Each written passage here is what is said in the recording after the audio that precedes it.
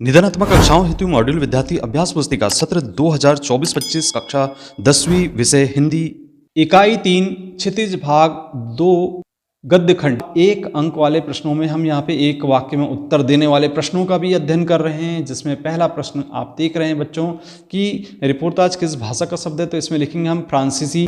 दूसरा है यहाँ पे हिंदी गद्य की सर्वाधिक लोकप्रिय विधा कौन सी है, तो इसमें लिखेंगे हम बच्चों कहानी। इसके बाद है तीसरा आधुनिक हिंदी खंड का गद्य का विकास किस युग में प्रारंभ हुआ, तो यहाँ पे भारतेंदु युग लिखेंगे। अगला प्रश्न बच्चों यहाँ पे जीवनी किसकी लिखी जाती है, तो इसका आंसर देंगे बच्चों हम यहाँ पे महापुरुष या विख्यात व्यक्ति की। अगला प्रश्न है 5वें नंबर का उपन्यास सम्राट किसे कहा जाता है, तो यहाँ पे लिखेंगे प्रेमचंद।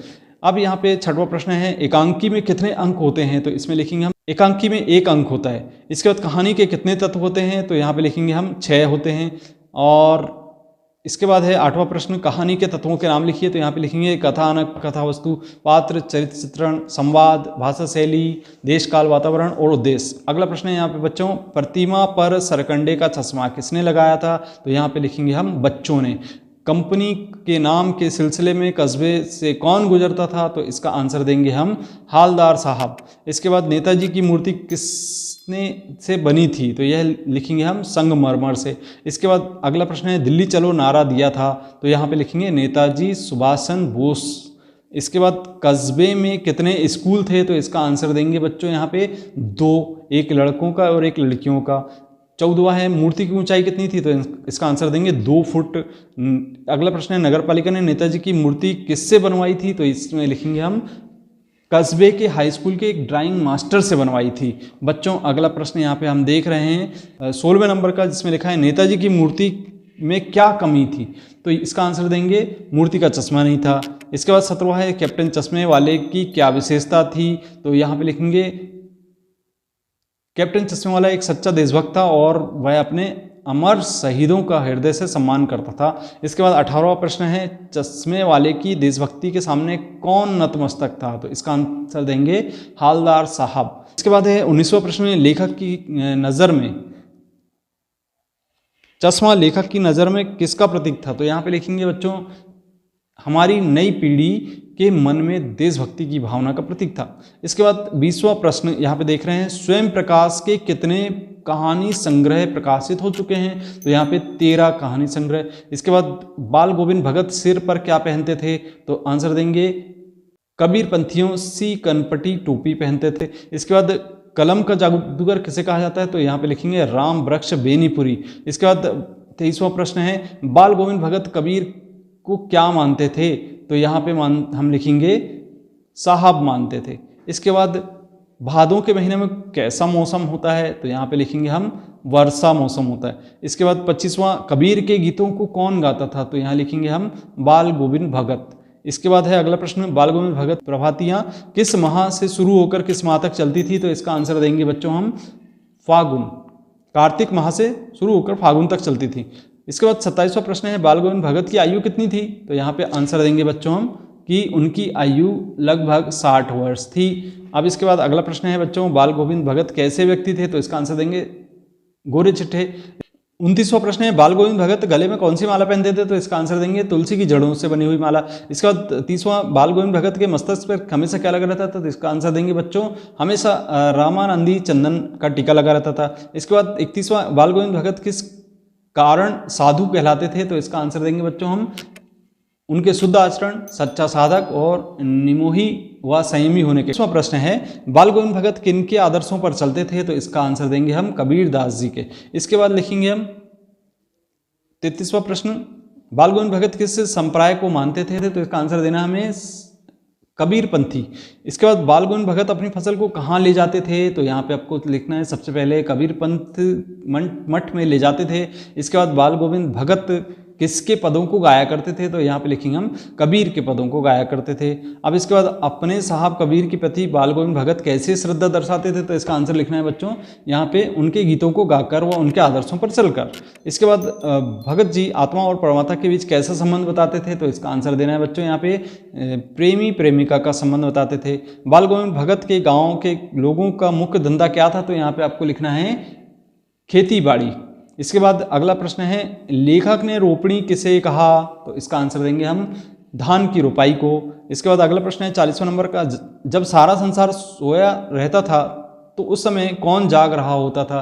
तो इसका आंसर देंगे बाल गोविंद भगत का संगीत जाग रहा होता था। इसके बाद अगला प्रश्न है बच्चों, राम वृक्ष बेनीपुरी का पूरा साहित्य किस नाम से प्रकाशित है? तो यहाँ पे इसका लिखना है हमें 8 खंडों में।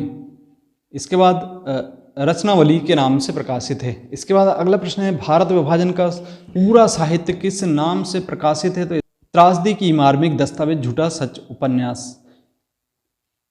इसके बाद हम लिखेंगे प्रश्न क्रमांक 23 का आंसर, नेशनल कॉलेज में यशपाल जी का किससे परिचय हुआ था? तो यहाँ पे भगत सिंह और सुखदेव जी से। इसके बाद अगला प्रश्न है 44 नंबर, खीरे किसके पास थे? तो खीरे नवाब साहब के पास थे। लखनऊ का कौन सा खीरा प्रसिद्ध है? तो यहाँ पे लिखेंगे हम बालम खीरा। नवाब साहब ने खीरे को फांकों को क्या किया? तो यहाँ पे हम लिखेंगे फांकों को खिड़की से बाहर फेंक दिया। इसके बाद लखनवी अंदाज कहानी का उद्देश्य क्या है? तो लखनवी अंदाज कहानी से के माध्यम से लेखक ये बताना चाहते हैं कि बिना पात्रों, घटना व विचारों के भी स्वतंत्र रूप से रचना लिखी जा सकती है। इसके बाद अगला प्रश्न है 48वां, लखनवी आज अंदाज कहानी हमें क्या संदेश देती है? तो इसका आंसर लिखेंगे बच्चों कि यह हमें संदेश देती है कि हमें अपने व्यवहारिक दृष्टिकोण विस्तृत करते हुए दिखावेपन व बनावटी दुनिया से दूर रहना चाहिए। 49वां प्रश्न, नवाब साहब ने खीरे के टुकड़े को खिड़की से बाहर क्यों फेंक दिया? झूठी नवाबी शान दिखाने के खातिर फेंक दिया। इसके बाद 50वां, नवाब साहब ने खीरे की तैयारी और इस्तेमाल से थक कर क्या किया? नवाब साहब लेट गए। 51वां प्रश्न, लेखक ने मन ही मन क्या सोचा? तो इसका आंसर देंगे बच्चों हम, क्या सिर्फ खीरे को सूंघकर ही पेट भरा जा सकता है? इसके बाद 52वां प्रश्न है, लेखक यशपाल कौन से आंदोलन से जुड़े थे? तो इसमें लिखेंगे लेखक यशपाल भारतीय स्वतंत्रता आंदोलन से जुड़े थे।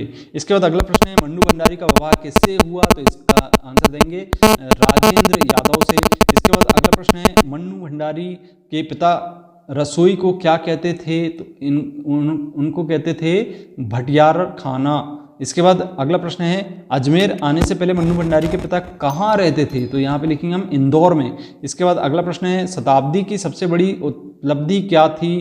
तो इसका आंसर देंगे बच्चों हम 15 अगस्त 1947 को देश का स्वतंत्र होना। इसके बाद अगला प्रश्न है 57वां, शास्त्रों में काशी किस नाम से प्रतिष्ठित है? तो यहाँ पे लिखेंगे हम काशी आनंद कानन के नाम से प्रतिष्ठित है। इसके बाद 58वां प्रश्न, बिस्मिल्लाह खां को किस सर्वश्रेष्ठ सम्मान से सम्मानित किया गया? तो इसमें लिखेंगे हम भारत रत्न।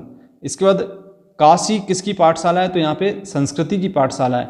अगला प्रश्न है 60वें नंबर का, बिस्मिल्लाह खां की माँ का नाम क्या था? तो यहाँ पे मिट्ठन था। इसके बाद हरनाम दास किसके बचपन का नाम था? तो यहाँ पे हम लिखेंगे